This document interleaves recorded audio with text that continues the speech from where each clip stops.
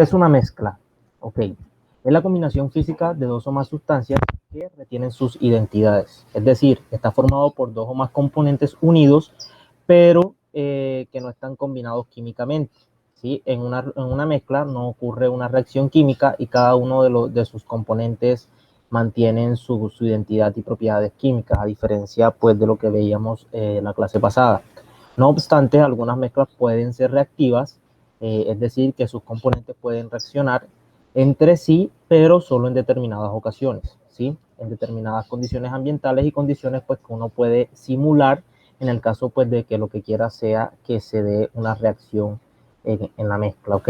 Entonces podemos observar aquí en esta imagen, quiero repetirles nuevamente un pedacito de esto, una parte de esta ya se las he venido diciendo, tenemos elementos que están representados por átomos, son sustancias puras, lo veíamos en la primera clase de química, y pues los átomos son los que representan a estos elementos. Tenemos los compuestos o moléculas que también son sustancias puras y son la unión de dos o más átomos que pueden ser del mismo o de diferentes elementos.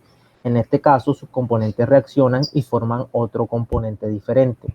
En el ejemplo que tenemos el átomo de hidrógeno o el elemento hidrógeno, la molécula diatómica de hidrógeno con el elemento oxígeno que están reaccionando para formar finalmente el compuesto agua, ¿ok? Por este lado tenemos mezclas que pueden ser mezclas heterogéneas y mezclas homogéneas.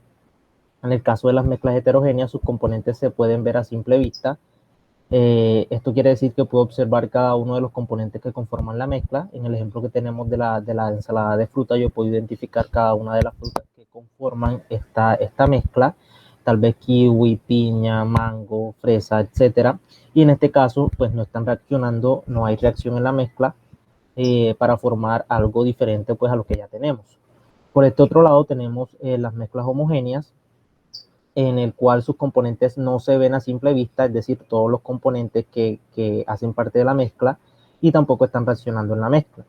Con eso de que no se ven a simple vista, ¿qué quiero decir? En el caso del ejemplo tenemos una leche chocolatada, tal vez un Milo, por decir algo, que está formado ¿por qué? Por leche, chocolate, azúcar, tal vez agua, pero que a simple vista solo podemos ver una sola capa, es decir, no podemos decir, ah, mira, aquí está el azúcar, aquí está el chocolate, aquí está la leche, aquí está el agua, ¿sí?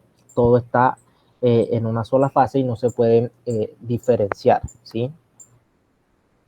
Ahora, esto que observamos aquí es lo mismo, mezclas heterogéneas y mezclas homogéneas, pero observando un poquito qué es lo que pasa. A nivel molecular, esto es lo que sucede, ¿sí? Se da una repulsión entre las moléculas y evita que se dé pues, la formación de una sola fase y quede formada las dos fases, ¿sí? A diferencia de en el caso de las mezclas homogéneas, en el cual la sustancia sí se da una mejor interacción, o sea, una repulsión y permite la observación de una sola fase. Ejemplos, un café está formado mínimo por tres componentes, azúcar, café y agua, y no puedo decir, ah, mira, aquí está el azúcar, aquí está el café, simplemente veo una solución, valga la utilidad de la palabra, y solo puedo observar una fase, a diferencia del caso de una mezcla entre agua y aceite en el que se ve la diferencia de las fases porque no se da la interacción entre las moléculas. Ocurre esto que observamos acá.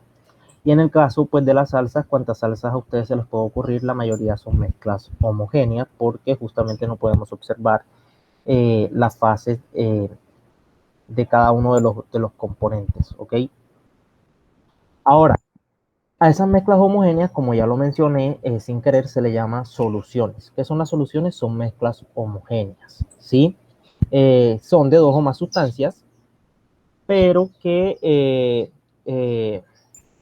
se pasan a ser llamados así de un término más científico tal vez, ¿sí? Las sustancias disueltas se denominan soluto y está presente generalmente en pequeña cantidad en comparación con las sustancias donde se disuelve, que se denomina solvente, ¿sí? Entonces aquí tenemos el soluto y el solvente. En este ejemplo sería tal vez un jugo de frutiño, por decirles algo. El polvillo, que sería la papel que viene en la papeleta de frutiño, sería el soluto. y el solvente sería agua. También se le puede llamar disolvente, pero el término principal es solvente, ¿sí? Y pues podemos observar que este está en menor cantidad pues que el agua, ¿ok? Se formaría una sola fase, las soluciones son solo de una sola fase. Estos componentes pueden estar en cualquier estado, se pueden hacer soluciones sólido-gas, sólido-líquido y pues líquido-gas, ¿ok? Todo ese tipo de combinaciones son permitidas para las soluciones. Una solución líquido-gas, las gaseosas, pues tiene presencia de gas y una cantidad de solutos sólidos también, azúcares y demás, pero que no se da la formación de las capas, ¿ok? Ahora, los tipos de soluciones. Podemos encontrar tipos de soluciones categorizados dependiendo de dos aspectos. En este caso, está categorizado dependiendo del estado final de la mezcla, ¿sí? Tenemos soluciones líquidas, pues en las que la mezcla final es líquida y no podemos observar sino una sola fase.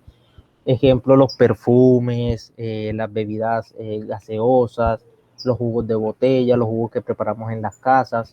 En el caso de las soluciones sólidas, todas las pastillas que se nos puedan ocurrir, tal vez las partículas plásticas en algún momento fueron líquidas, ¿sí? Y finalmente terminaron siendo sólidas. El concreto que observamos es sólido, las medallas que entregan en las premiaciones de competición son en estado sólido, pero son soluciones. Y gaseosas, el ejemplo más común es pues el aire, ¿sí? Es una solución gaseosa, tiene diferentes componentes en estado gaseoso, ¿sí? Ahora, también podemos observar tipos de soluciones de acuerdo pues a la concentración de la solución, ¿sí? Las soluciones químicas pueden clasificarse de acuerdo a la proporción que existe entre el soluto y el solvente, y a esa proporción se le denomina concentración, ¿sí? En ese orden de idea existen cuatro que pues están clasificadas de esta manera. Tenemos las no saturadas, que pueden ser diluidas y pueden ser concentradas. En el caso de las diluidas, se tiene que muy poca cantidad de soluto está disuelto en una gran cantidad de soluto. 1 gramo de azúcar disuelto en 1 litro de agua. O sea, las proporciones son muy diferentes entre el soluto y el solvente, siendo el soluto el de menor cantidad. Tenemos las concentradas, en las que se sigue manteniendo una diferencia en la cantidad de soluto solvente, siendo soluto el de menor cantidad, pero no es una diferencia tan marcada. Ya hay mayor cantidad de soluto disuelto en el solvente, pero sin alcanzar la capacidad máxima del solvente para disolver una cantidad máxima de soluto. Ese sería en el caso de las soluciones saturadas. ¿Qué pasa? Que hay una cantidad de soluto máxima en la cual el solvente lo pueda disolver. Es decir, en este caso, el solvente alcanzó su capacidad máxima para disolver cierta cantidad de soluto, es decir, ya no puede disolver más, ya alcanzó su máxima capacidad. Y a este estado, cuando las soluciones están en este estado, hablamos de soluciones saturadas. Ahora tenemos una cuarta clasificación, perdón, de soluciones sobresaturadas, y como su nombre lo indica, son aquellas que tienen mayor cantidad de solvente que o sea, a la cual el solvente pueda disolver, ¿sí? Ya pasamos por saturadas, ya alcanzó la máxima disolución, la máxima solubilidad, por así decirlo, el solvente alcanzó su máxima solubilidad, pero sigue habiendo cantidad de soluto restante, y por lo general se puede observar en forma de precipitado. Quiero hacerles darle la salvedad de que a estas no saturadas también se les conoce como soluciones insaturadas, ¿sí? El prefijo in significa no, ¿ok? Entonces serían insaturadas, saturadas, sobresaturadas, perdón, y las insaturadas se pueden dividir en diluidas y concentradas. Aquí podemos observar una diferencia en cuanto al aspecto físico que puedan presentar las soluciones, variando de diluido a concentrado. ¿Sí? En el caso de agua como solvente y un colorante X como soluto, ¿ok? Ahora bien, unidades de concentración, ¿sí? Bueno, La concentración es una magnitud que describe la proporción de soluto respecto al solvente de una solución, ¿sí? Esta magnitud se expresa en dos tipos diferentes de unidades, que pueden ser unidades físicas, que son aquellas que se expresan en relación al peso y al volumen de la solución en forma porcentual, ¿sí? Como lo observamos en este cuadro, y pueden ser pues las siguientes: porcentaje peso-peso, que se determina de esta manera. Puede ser porcentaje de soluto o porcentaje de solvente. ¿Cómo se mide? Gramos de soluto sobre gramos totales de la solución por 100. ¿Esto qué describe? Describe la cantidad en gramos de soluto de solvente presentes en 100 gramos de solución, ¿sí? 100 gramos de solución, está pautado para 100 gramos de solución. Se pueden hacer de más, pero tocaría hacer algún factor de conversión si el ejercicio lo requiere, ¿sí? Que nos permite identificar gramos de soluto en una solución, gramos de solvente en una solución. ¿Cómo se hace? Como está aquí. Repito, porcentaje de soluto es igual al gramo de soluto que tiene la solución sobre gramos totales de la solución. Aquí sería igual a gramos totales de la solución a los gramos del solvente más los gramos de soluto, y esto multiplicado por 100, por hablar pues de porcentaje. Acá en el caso del solvente sería lo mismo que en el soluto, pero considerando en la parte de arriba los gramos de solvente sobre la suma de los componentes en gramos de la solución total multiplicado por 100 también. Ahora tenemos porcentaje peso-volumen, ¿sí? Y es una forma de expresar los gramos de soluto que existen en un volumen de 100 mililitros. Miren la diferencia, acá eran 100 gramos y ahora acá estamos hablando de 100 mililitros de solución, ¿ok? Podemos trabajar también en litros dependiendo del ejercicio, y para ello se tendría que hacer un factor de conversión dependiendo pues del caso, ¿ok? Tenemos porcentaje de soluto es igual a gramos de soluto, ojo aquí solo es soluto, gramos de soluto sobre volumen de la solución dado en mililitros. 100 mililitros de solución por 100, ¿sí? Ahora acá tenemos el porcentaje volumen a volumen, ya es volumen de soluto sobre volumen de la solución. Expresar concentraciones de líquidos y expresa el volumen de soluto en un volumen de 100 mililitros de solución. Miren que acá ya no hablamos de gramos mililitros, sino de mililitros mililitros, y acá gramos mililitros, ¿ok? Y las partes por millones que se emplean para hablar de soluciones muy diluidas y que expresan la parte en gramos en un soluto por cada millón de partes de solución. Esto es un poquito más complicado, se utiliza más que todo a nivel industrial cuando se requiere hacer procedimientos que tal vez vayan a requerir más gastos. Se utilizan partes muy pequeñas de soluto para una cantidad considerable de solventes, ¿sí? Por eso es que se habla que son muy diluidas, ¿sí? Poquito soluto en una gran cantidad de solventes, ¿vale? Esto no se entiende, se puede entender tal vez con la teoría, pero yo soy partidario pues, de que se entiende más que todo es con ejercicios. Obviamente está la limitante de no tener un tablero y que ustedes estén presentes. Voy a tratar de resolver dos ejercicios. Sin embargo, eh, si les queda duda, el sábado podemos pues indagar un poquito más en esto. Voy a tener tal vez algún otro ejercicio preparado por si esto no fue, digámoslo así, suficiente, ¿sí? Entonces empecemos con este que dice que disolvemos 45 gramos de amoníaco. La fórmula es NH3 en 500 gramos de agua. Calcular el porcentaje de masa de la solución, ¿ok? Porcentaje de masa de la solución tenemos que es el porcentaje peso-peso. Ese es el porcentaje de masa de la solución.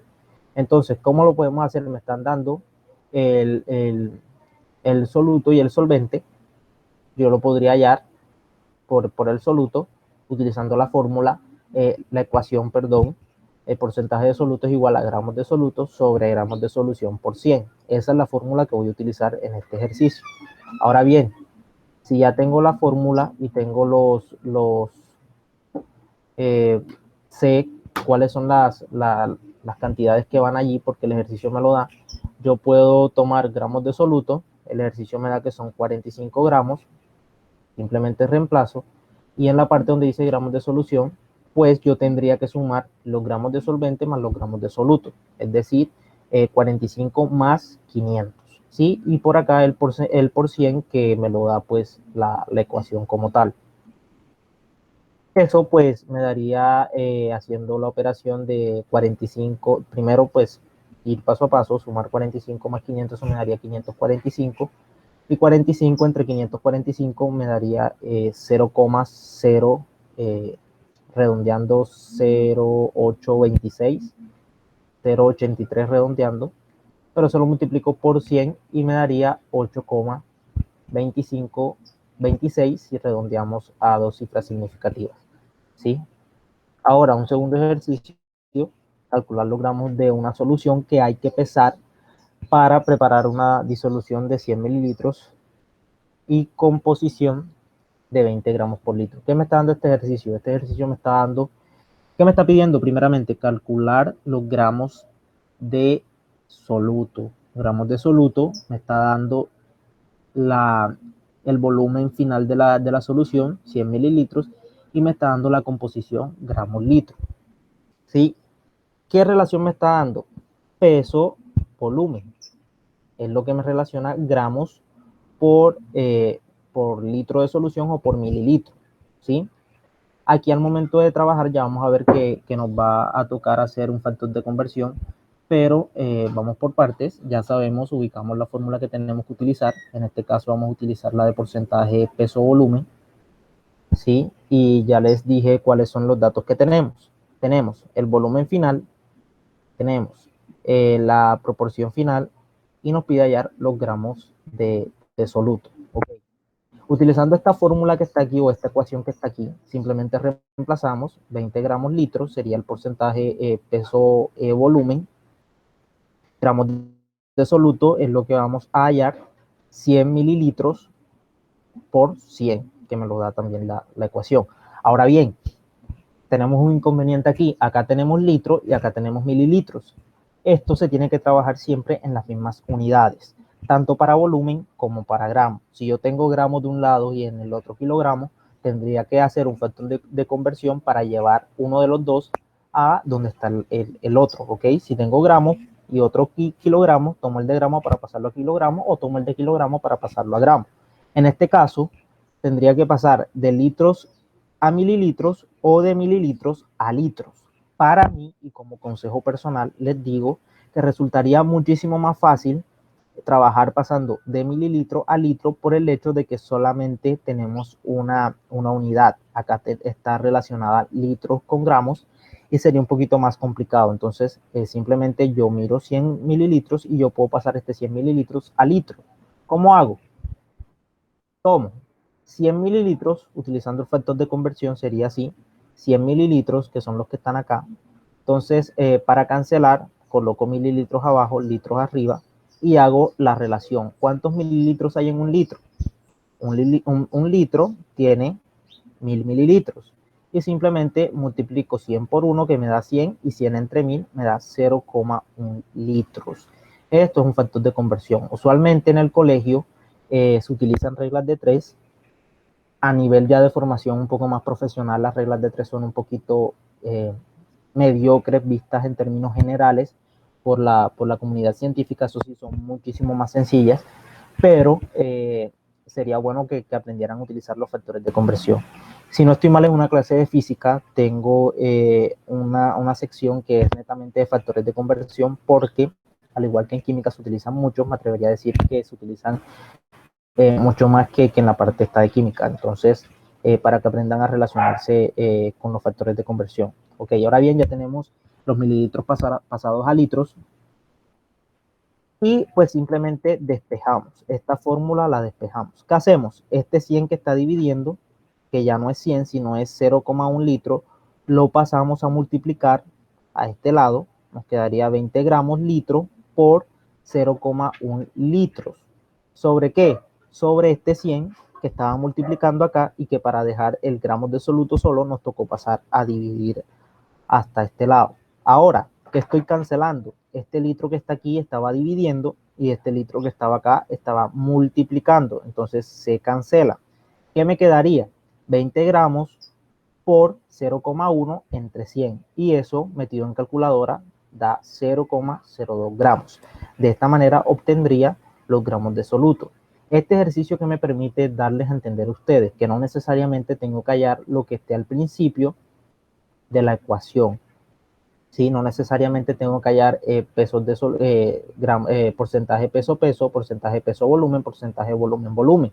Tal vez me pidan hallar el volumen del soluto, el volumen total de la solución, y yo por alguna de estas ecuaciones podría pues hallarlo, ¿ok? Esto es un poquito sencillo, tanto así que me permitió hacerlo de esta manera. Sí, espero que me hayan entendido, pero nuevamente repito, si quedó alguna duda, el próximo sábado pues las aclaramos un poquito, tendré algunos ejercicios a la mano para ir enfatizando un poquito en eso, ¿ok? Ahora bien, tenemos unidades de concentración que son químicas y que son aquellas que se expresan en sistemas de unidades químicas. Estas acá teníamos que se expresaban en cuanto a la cantidad de los componentes de la solución. Ya esto acá lo expresamos en unidades químicas como tal. Entonces tenemos molaridad, se representa con la letra M mayúscula, que corresponde al número de moles del soluto por cada litro de solución. Moles de soluto sobre litros de solución. Ya ustedes saben cómo identificar moles. Si te dan la ecuación o la fórmula química, ya sabes cómo sacar los moles, sabes que el coeficiente estequiométrico representa los moles, pero también deberías saber que tal vez no siempre te dan moles, sino que más bien te dan gramos de un determinado compuesto. Entonces, ya tocaría pasar por un factor de conversión de gramos a moles. Y eso lo hago mediante el peso molecular. Hago lo mismo que hice anteriormente. Pondría el peso molecular, el peso molecular, ¿sí? Es igual, y pongo que una mol pesa tanto de la sustancia. Esto no lo tenía preparado, pero para la clase voy a aclarar un poquito, que ahorita pues me acordé que sí es importante que lo tengan en cuenta, pero ya el video va bastante avanzado como para cancelarlo, solamente para incluir eso. Lo voy a tener en cuenta para el próximo sábado, sin embargo me recuerdan para que no se queden con la duda, ¿ok? Tenemos normalidad, que expresa el número de equivalentes gramos de soluto por cada litro de solución. ¿Okay? Te dan el litro de solución y este numerito, este número equivalente de gramos del soluto, es muy variable y depende mucho de los compuestos que se tengan. ¿Sí? Si hay un compuesto que presenta hidrógenos, el equivalente sería la cantidad total de hidrógenos. Si en el compuesto están presentes OH, sería el total de grupos OH sobre litros de solución. Y si no están ni hidrógenos ni OH, quiere decir que estamos hablando de compuestos cargados y sería el total de las cargas, es decir, si tiene dos cargas positivas sería 2, si tiene tres cargas negativas sería 3 y así sucesivamente. Dado que si tiene dos positivas se espera que tenga también dos negativas porque estaríamos hablando de compuestos neutros, ¿ok? Pero que presentan la carga. La fracción molar se determina al cociente entre el número de moles de un componente de una mezcla y el número total de moles de todos los componentes. ¿Qué quiere decir que sea el cociente? Cociente es la división. División de que el número de moles del soluto, o sea, la fracción molar del soluto sería el número de moles de soluto sobre el número de moles totales de la solución, es decir, número de moles de soluto más número de moles de solvente. Y para el caso de la fracción molar el solvente sería número de moles de solvente sobre el número totales de la solución. Y se hallaría también de la misma manera, es decir, número de moles de soluto más el número de moles de solvente. Y por último tenemos la molalidad, que se representa con la letra M minúscula. Omitan esta M mayúscula que está aquí, realmente es M minúscula como está acá. Y es el número de moles de soluto sobre kilogramos de solución. Miren la diferencia entre molaridad y molaridad. Molalidad es moles de soluto sobre litro de solución. Y la molaridad con R sería moles de soluto sobre litro de la solución. Y en el caso de la molalidad con L sería moles de soluto sobre kilogramo de solvente. ¿Sí? Ok. Repito nuevamente, si estas son partecitas que se aclaran mejor teniendo un tablero al lado, pero si creen que hace falta un poquito, pues en la clase trataremos de resolverlo, ¿ok? Por último, tenemos pues los mecanismos de separación de mezclas y soluciones. Dado que no se pueden utilizar de manera indistintas, hay que tener en cuenta la composición de la mezcla y la composición de la solución, ¿sí? Aquí tenemos decantación, que nos permitiría separar el método de decantación. Puede ser mezclas de ambas fases, o puede ser soluciones que después de un proceso de agitación se logre crear una diferencia de densidades, por así decirlo. La diferencia de densidades siempre va a estar, pero al agitarlo se crea pues que se separen un poquito más. Y luego la decantación pues va a hacer su efecto basado en el principio de densidades, de diferencia de densidades. Como ya lo veíamos, si no estoy mal en la primera clase, las sustancias más densas van a salir primero. En el caso de la centrifugación, pues lo que se utiliza es un aparato que se llama una centrífuga. Se colocan tubos de ensayo con la mezcla que se desea separar. Se procede a un proceso llamado centrifugación, que es como si fuera una licuadora más o menos. Los tubos de ensayo van a girar a tantas revoluciones como lo requiera el protocolo. Y luego de hacer esas revoluciones vamos a observar que se van a formar las dos fases. Justamente se hacen las revoluciones con la intención de que se formen las dos fases, de que se cree la fase acuosa, y por la parte inferior pues se cree algo que se llama pellet, ¿sí? Entonces ya dependiendo de la sustancia que se quería obtener, ya a uno le toca sacar el pellet, si las sustancias pues van a quedar en el pellet, o sacar la fase acuosa. Esto se utiliza más que todo en procesos biológicos dentro de un laboratorio, ¿okay? Por acá tenemos filtración, en el que mediante la utilización de un papel filtro se pueden separar sólidos en un contenido en una parte acuosa. La parte acuosa va a pasar y los sólidos van a quedar captados o capturados en la parte filtrante, que por lo general en el laboratorio se utiliza un papel de filtro, un papel especial para realizar este proceso. La evaporación, que podemos pues separar soluciones acuosas o soluciones líquido-sólido. En el caso de las soluciones acuosas se tiene que tener en cuenta que deben presentar puntos de ebullición diferentes para que una se evapore primero y la otra pues quede contenida en el recipiente. Esto para el caso de que la que se va a evaporar no nos interese capturar. Si nos interesa capturar, o más bien si esa es la de nuestro interés, no podríamos utilizar evaporación simplemente, sino que más bien tocaría un proceso de destilación, que funciona más o menos la primera parte igual que en la evaporación. Dos sustancias contenidas en este balón van a calentarse. Cuando una alcance el punto de ebullición va a subir por este tubo, y aquí lo que ven ustedes azul van a ser agua fría, que va a hacer que una vez esta sustancia pasó a estado gaseoso, una vez entre a esta columna de refrigeración, va a pasar nuevamente a estado líquido y va a caer hasta este otro recipiente, ¿sí?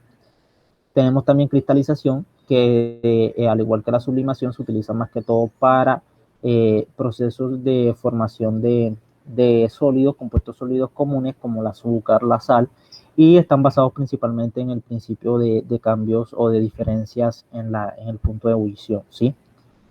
Entonces, pues hasta aquí todo lo que era de mezclas y soluciones. Si hay algunas preguntas o creen que hay que profundizar un poco más, eso lo vamos a tratar durante el desarrollo del taller. Ahora, la clase, no crean que no hay clase, perdón, la tarea, no crean que no hay tarea, es buscar otros métodos de separación diferentes, ya saben, diferentes a los que están aquí. Dejé algunos intencionalmente por fuera, pero justamente para que tengan algo para buscar, ¿ok?